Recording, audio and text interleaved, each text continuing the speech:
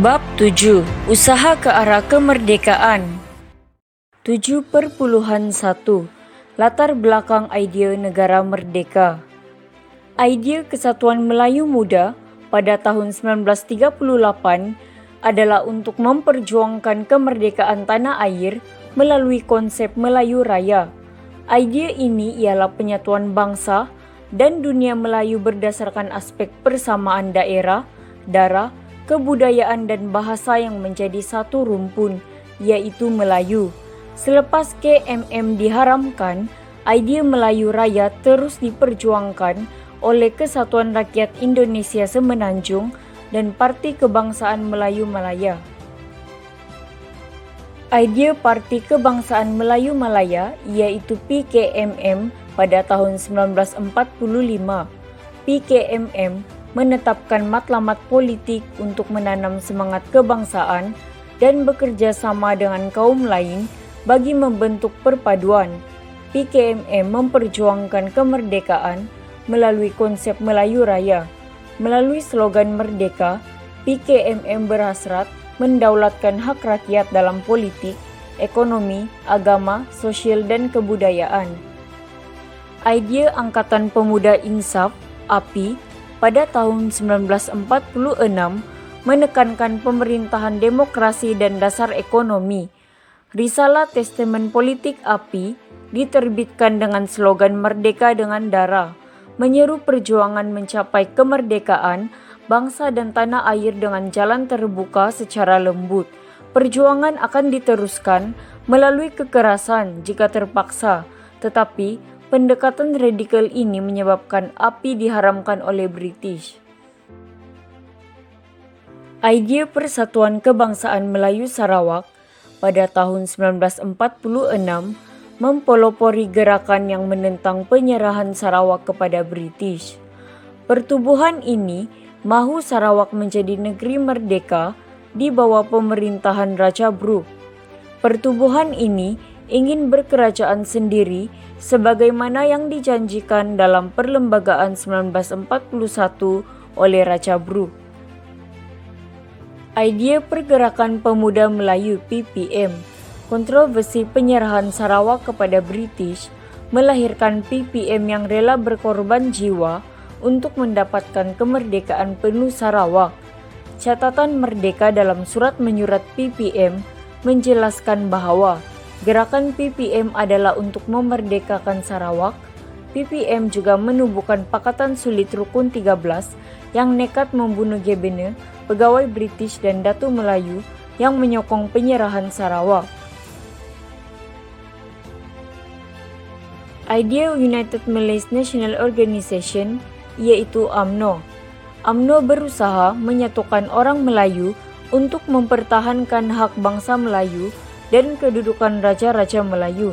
Dengan slogan Hidup Melayu, UMNO menentang Malayan Union bagi memelihara status quo orang Melayu dan kedaulatan raja-raja Melayu. Pada tahun 1951, slogan UMNO diubah kepada Merdeka untuk memperjuangkan kemerdekaan tanah Melayu melalui perundingan. Idea Parti Kebangsaan Melayu Labuan yaitu PKML. Perjuangan PKML untuk kemerdekaan tanah Melayu mempengaruhi penubuhan pertubuhan ini di Sabah. PKML menjalankan dasar tidak bekerja sama dengan penjajah dan menuntut Sabah dimerdekakan daripada British. Laungan Hidup Melayu Merdeka dalam penulisan surat Sakarya Gan kepada ahli PKML menekankan kesedaran kebangsaan untuk merdeka. Idea Malayan Indian Congress yaitu MIC meletakkan objektif untuk bekerja sama dengan kaum lain dalam usaha memperjuangkan kemerdekaan tanah Melayu.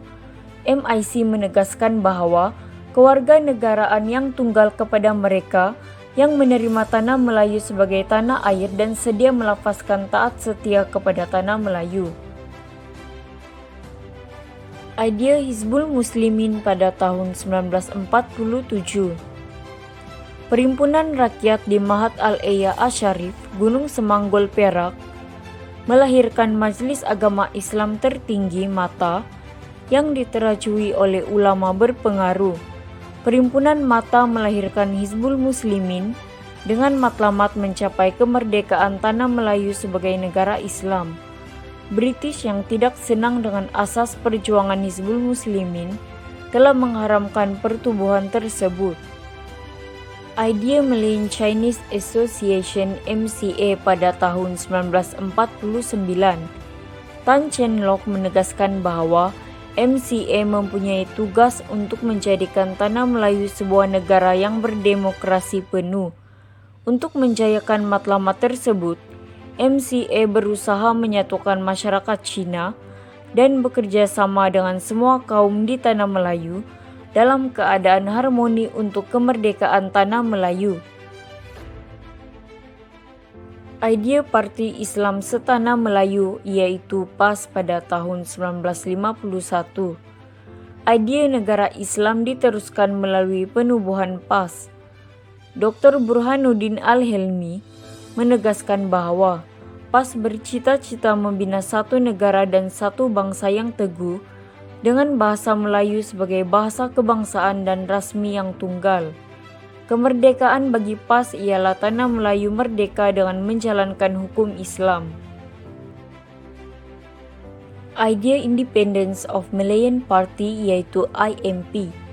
Datuk On Jaafar mengasaskan penubuhan IMP untuk melaksanakan idea tanah Melayu untuk Malayan. Selepas tahun 1949, pemikiran politik Datuk On Jaafar terarah kepada perpaduan kebangsaan. Bagi beliau, tuntutan kemerdekaan tidak boleh dibuat tanpa kerjasama kaum lain yang diterima menjadi rakyat tanah Melayu. Beliau mahu orang Melayu menjadi pemimpin kepada orang bukan Melayu yang turut mempunyai hak dalam politik dan ekonomi. 7.2 Jawatan Kuasa Hubungan Antara Kaum. Penubuhan jawatan kuasa hubungan antara kaum ataupun Communities Liaison Committee (CLC) yang ditubuhkan pada tahun 1949. Objektif CLC ialah untuk mengkaji hubungan kaum secara mendalam. Selain itu, membetulkan keadaan politik, ekonomi dan sosial supaya wujud pembagian yang adil untuk semua komuniti. Seterusnya, mereka juga mewujudkan keadaan harmoni dan muhibah dalam kalangan penduduk di negara ini. Antara anggota jawatan kuasa hubungan antara kaum, Malcolm McDonnell, yaitu Gabinet General British di Asia Tenggara yang menyandang tugas sebagai seorang penasihat.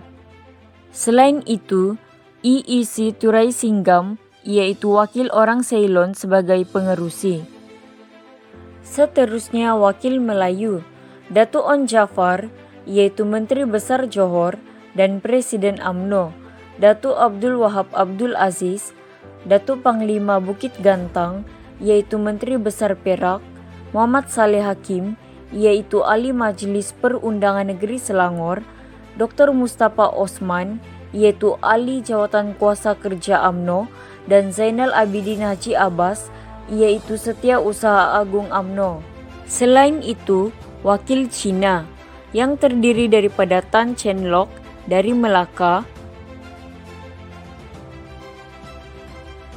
Li Tiangkeng dari Pulau Pinang, Si Tan dari Singapura, dan Yong Shock Lin dari Selangor. Ahli lain termasuk Roland Bretzel, wakil orang Eropa, L.R. Doresemi Iyer, wakil dari kaum India, dan Dr. J.S. Gonting, wakil daripada orang Serani. Peranan jawatan kuasa hubungan antara kaum adalah untuk menyelesaikan pelbagai isu yang melibatkan pertikaian antara kaum. Antara isu tersebut termasuklah politik, kedudukan istimewa orang Melayu, kedudukan ekonomi orang Melayu, kewarganegaraan orang bukan Melayu, dan pendidikan. Isu yang melibatkan politik ialah persediaan ke arah bekerajaan sendiri. Peranan CLC adalah mencadangkan peralihan ke arah berkerajaan sendiri dilakukan dengan memberikan pengalaman pilihan raya secara berperingkat kepada penduduk tanah Melayu. Kesannya, pilihan raya diadakan pada peringkat Majlis Bandaran, Majelis Negeri dan juga Majelis Perundangan Persekutuan. Selain itu, isu kedudukan istimewa orang Melayu menuntut diperakui kedudukan istimewa sebagai penduduk asal rantau alam Melayu. CLC bersetuju agar orang Melayu wajar mempunyai kedudukan istimewa kerana menunjukkan taat setia yang tidak berbelah bahagi dan mengiktiraf negara ini satu-satunya tanah air mereka. Kesannya, kedudukan istimewa orang Melayu di negara ini diperakui dan kepentingan kaum lain diiktiraf. Seterusnya, isu kedudukan ekonomi orang Melayu. Orang Melayu tidak memperoleh peluang yang sama seperti kaum bukan Melayu dalam sektor perniagaan dan perusahaan. CLC mencadangkan penubuhan agensi untuk meningkatkan ekonomi dan pendidikan orang Melayu. Kesannya, Lembaga Pembangunan Industri Desa yaitu RIDA ditubuhkan pada tahun 1950 yang merupakan tuntutan daripada Datu On Jafar. Beliau berpendapat bahwa bantuan ekonomi dan kemajuan luar bandar perlu sebagai tolak ansur terhadap persetujuan orang Melayu melonggarkan syarat kewarganegaraan kepada kaum bukan Melayu. Berikutnya, isu kewarganegaraan bukan Melayu. Ketegasan orang Melayu terhadap pemberian syarat kewarganegaraan kepada kaum bukan Melayu. CLC bersetuju kewarganegaraan kepada kaum bukan Melayu penting bagi memupuk taat setia kepada tanah Melayu dan kerjasama dalam kalangan penduduk. Kesannya, syarat kewarganegaraan dilonggarkan untuk memberikan kedudukan politik kepada kaum bukan Melayu dan melahirkan semangat patriotik serta bertanggung jawab kepada negara. Seterusnya, isu pendidikan. Sistem persekolahan yang berbeza-beza, mengikut kaum, menggunakan bahasa pengantar, buku teks dan sukatan pelajaran yang berlainan. CLC mencadangkan sistem pendidikan yang seragam untuk memupuk kesetiaan dan perpaduan kaum di tanah Melayu. Kesannya, penubuhan jawatan kuasa pendidikan untuk mengkaji sistem pendidikan bagi melahirkan pendidikan yang seragam dan diterima oleh semua kaum. 7.3 Sistem ahli. Pembentukan sistem ahli. Pada tahun 1951, Sir Henry Gurney, Pesuruhjaya Tinggi British mengumumkan senarai anggota sistem ahli. Sistem ahli merupakan sistem yang melatih penduduk tempatan menerajui pentadbiran Persekutuan Tanah Melayu. Beberapa orang anggota Majelis Perundangan Persekutuan (MPP) diberikan tanggung jawab terhadap beberapa jabatan dan agensi kerajaan. Sistem ahli memberikan latihan kepada penduduk tempatan berkaitan dengan pentadbiran negeri sebelum British memberikan kemerdekaan. Sistem ahli dilaksanakan pada bulan April 1951 hingga bulan Jun 1955, yaitu sebelum pilihan raya MPP diadakan pada bulan Julai 1955. 3 portfolio kekal di bawah pentadbiran British ialah hal ehwal ekonomi, perindustrian dan perhubungan sosial, serta perumahan dan kerja raya. Namun, pada tahun 1954, berlaku rombakan sistem ahli. Beberapa portfolio baru diwujudkan dan dijawat oleh warga negara Persekutuan Tanah Melayu yang menjadi anggota MPP. Ciri-ciri sistem ahli antaranya ahli bertaraf menteri dan bertanggung jawab menjaga portfolio yang mengandungi jabatan dan agensi kerajaan. Selain itu, ahli dilantik oleh Pesuruhjaya Tinggi British dengan persetujuan Majelis Raja-Raja. Seterusnya, ahli bertanggung jawab mencadangkan undang-undang yang berkaitan dengan jabatannya untuk dibentangkan dalam MPP. Berikutnya, ahli diletakkan di bawah kuasa Pesuruhjaya Tinggi. Seterusnya, satu sistem kabinet bayangan yang terdiri daripada beberapa pegawai tadbir dan tokoh masyarakat.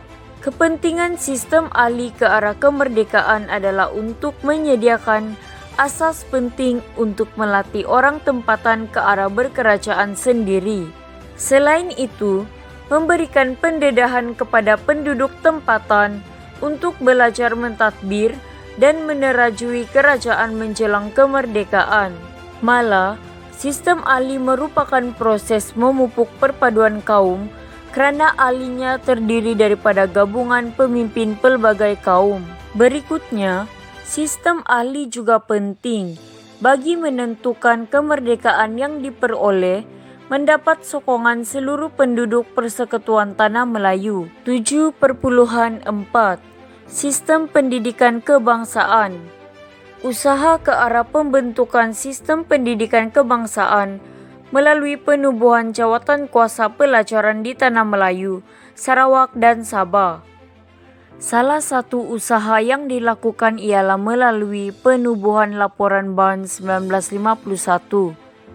Jawatan kuasa pelajaran Melayu dipengerusikan oleh LJ Barnes, menekankan kepentingan sekolah rendah untuk membina bangsa yang menganggap Tanah Melayu sebagai tempat tinggal yang kekal dan tumpuan taat setia.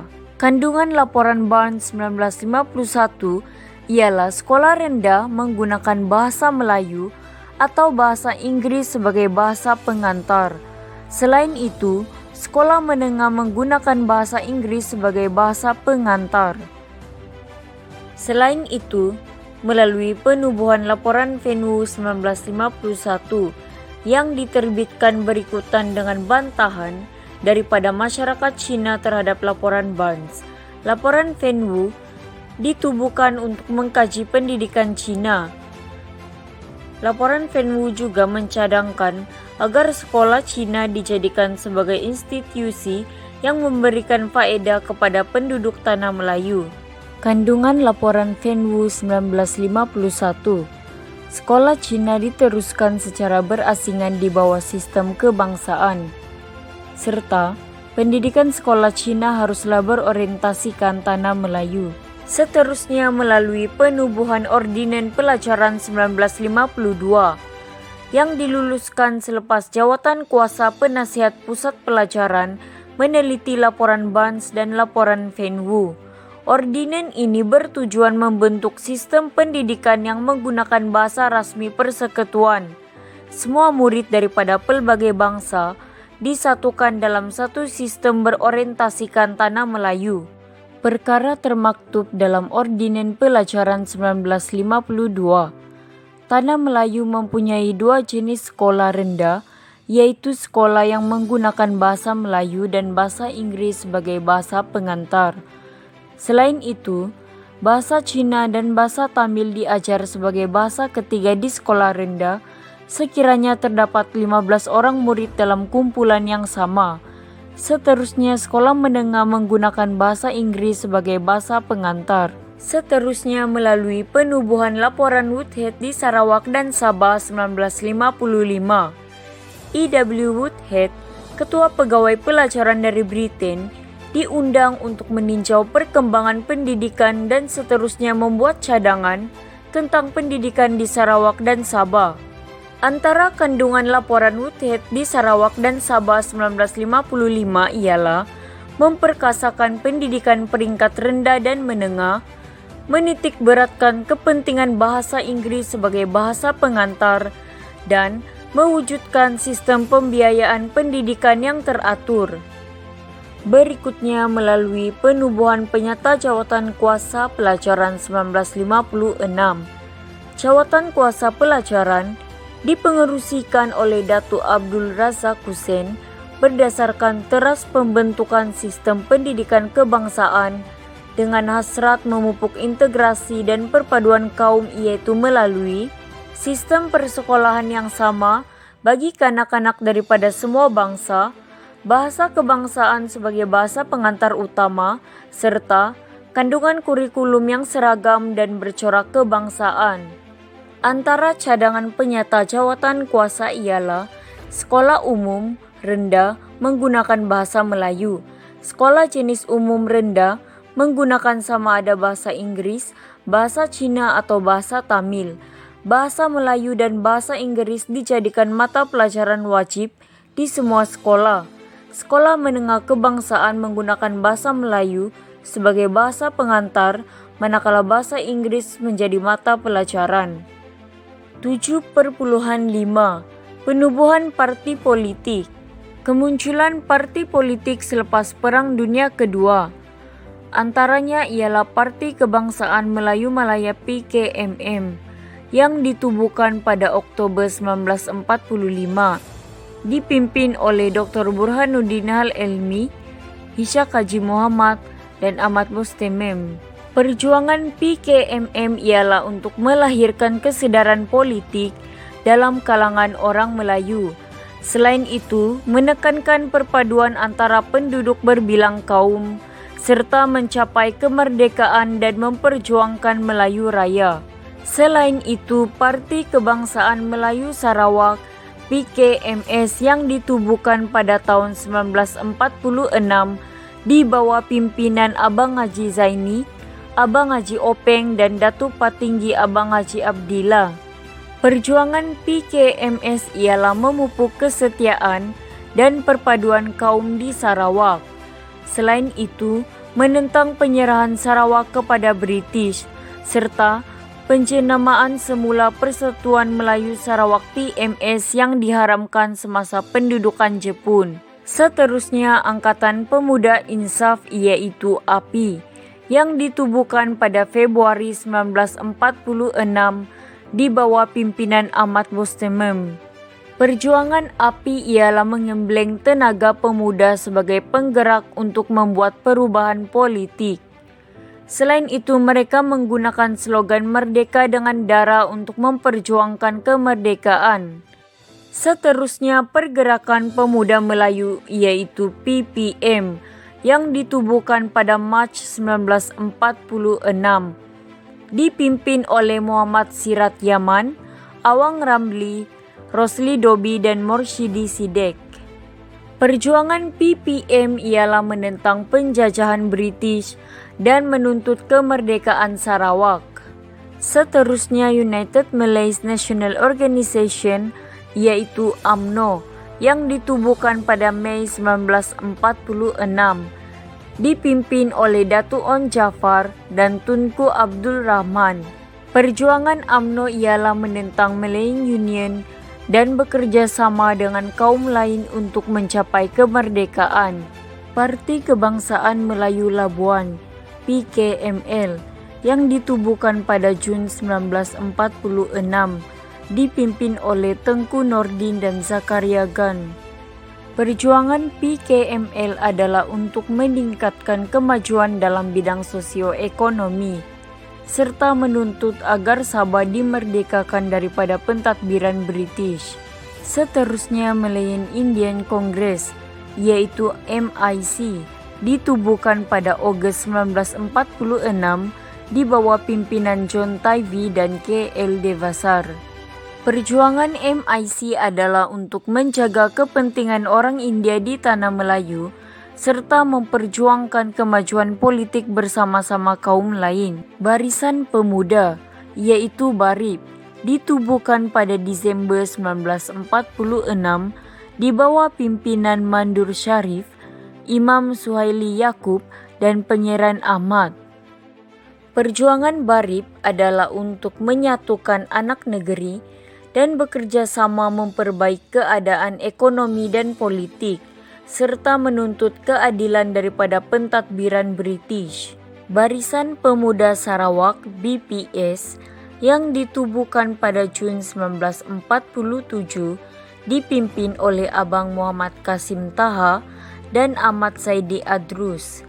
Perjuangan BPS adalah untuk memperjuangkan kepentingan penduduk Bumi Putera ke arah bekerajaan sendiri. Selain itu, BPS juga menentang penyerahan Sarawak kepada British. Berikutnya, Malayan Chinese Association yaitu MCA ditubuhkan pada Februari 1949, yaitu di bawah pimpinan Tan Cheng Lock, Yong Sok Lin, dan H.S. Lee. Perjuangan MCA adalah untuk memelihara kepentingan kaum Cina dan bekerja sama menentang komunis di tanah Melayu. Seterusnya Independence of Malayan Party IMP yang ditubuhkan pada September 1951 di bawah pimpinan Datu On Jafar dan Tan Cheng Lock. Perjuangan IMP adalah menyatukan rakyat pelbagai kaum di tanah Melayu serta kerjasama kaum sebagai dasar penting untuk mencapai kemerdekaan. Parti Islam Setanah Melayu, yaitu PAS, yang ditubuhkan pada November 1951 di bawah pimpinan Haji Ahmad Fuad Hasan dan Dr. Burhanuddin Al-Helmi. Perjuangan PAS ialah memperjuangkan kemerdekaan penuh bagi tanah Melayu serta penyatuan pentadbiran Islam di negeri Melayu. People's Progressive Party (PPP) ditubuhkan pada Januari 1953 dipimpin oleh Dr. S. Kanapati Pillai dan Dr. Srinivasagam. Perjuangan PPP adalah memperjuangkan hak yang sama untuk semua kaum, serta memperjuangkan keadilan sosioekonomi berasaskan demokrasi berparlimen. Berikutnya, Parti Negara yang ditubuhkan pada Februari 1954, dipimpin oleh Datu On Jafar, Datu Hamzah Abdullah, Hia Joseng, I.I. Turaisinggam dan P. Ramani. Perjuangan Parti Negara adalah untuk menuntut kemerdekaan dengan kerjasama semua kaum dan membentuk satu parti bagi semua rakyat untuk membentuk negara tanah Melayu. Kerjasama politik ke arah kemerdekaan. Namun sebelum wujud kerjasama politik, terdapat pakatan antara gerakan tertentu yang merintis kerjasama kaum untuk mencapai kemerdekaan. Pakatan tersebut ialah Pakatan Putera dan EMCJE. Pusat Tenaga Rakyat, yaitu Putera, pimpinan Dr. Burhanuddin Al-Helmi, dan All Malaya Council of Joint Action, EMCJE, diketuai oleh Tan Cheng Lock, bergabung pada bulan Desember 1947. Pakatan ini telah memupuk kerjasama politik antara kaum dan melahirkan Manifesto Perlembagaan Rakyat. Manifesto ini mencadangkan pemerintahan sendiri, pembentukan Dewan Perundangan dan penerimaan satu kewarganegaraan. Langkah kedua ialah melalui persidangan kebangsaan. Persidangan ini berlangsung pada bulan Februari 1954 yang diketuai oleh Datu Panglima Bukit Gantang dan Datu Abdul Wahab Abdul Aziz. Persidangan tersebut membincangkan langkah membentuk gabungan parti politik kebangsaan Tanah Melayu yang bersatu. Persidangan ini disertai oleh Parti IMP, MIC, Persatuan Selenis Malaya, dan Persatuan Eurasian Malaya yang menuntut agar pilihan raya persekutuan diadakan. Langkah seterusnya ialah melalui Konvensi Kebangsaan. Konvensi Kebangsaan yang dianjurkan oleh UMNO, pimpinan Tunku Abdul Rahman, dan MCA pimpinan Tan Cheng Lock, diadakan pada bulan Ogos 1954. Konvensi ini dihadiri oleh Parti Islam Setanah Melayu, yaitu PAS, Persetiaan Melayu Kelantan, dan Persatuan Melayu Semenanjung. Konvensi ini meluluskan resolusi mendesak British mengadakan pilihan raya persekutuan. Langkah berikutnya ialah pembentukan Parti Perikatan. Pada bulan Oktober 1954, MIC menyertai UMNO dan MCM membentuk Parti Perikatan. Penyertaan MIC melengkapkan kerjasama tiga kaum terbesar di Tanah Melayu. Parti ini memilih kapal layar sebagai logo yang melambangkan kesediaan menempuh cabaran dan rintangan bagi mencapai kemerdekaan negara.